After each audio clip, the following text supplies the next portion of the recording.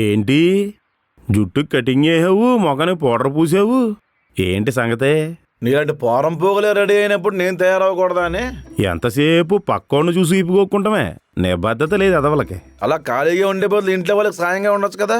మన ఆలోచన విధానాలను మీరు అందుకోలేరు. మీరు ఇంకా నేలను చూసే మట్టి వాసన గొప్పదనుకుంటారు. మరి మనం ఆకాశం వైపు చూసి ఖగోళ శాస్త్రం ఏంటి, పాలపొంతలేంటి, ఉల్కలేంటి, ఓజోన్ పొర ఏంటి, దానికున్న బొక్కలేంటి అంత ఆలోచిస్తాం. పనిలేని పిల్లి పురుగులు పడి చచ్చిపోయిందంట. ఇలాగా రోజులు గడిపేసి ఎదవాళ్ళు చాలా మంది ఉన్నారులే. ఊరెళ్ళగానే ఇడు కూరలు పీకేయాలరా. మేం కూడా ప్రయత్నాలు చేస్తున్నాం, ఏదైనా రాజకీయ పార్టీకి సలహాదారులుగా జాయిన్ అవుదామని.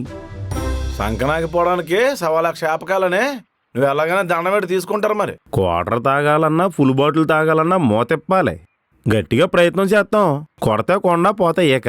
ఆలోచన గొప్పగా ఉండడంలో తప్పులేదులే, కానీ గొప్ప వాళ్ళకుంటే ఇంకా బాగుంటుంది.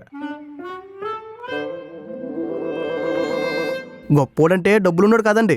ఆపరా, ఈడింకా విలువలు విలువలని ఏడుస్తూ ఉంటాడు. ఎల్లు ఇంకో బొండం పట్టరా. డబ్బులు లేవండి. ఈ బొండంలోనే నీళ్ళేసెట్టరా, స్టైల్గా ఉంటుంది.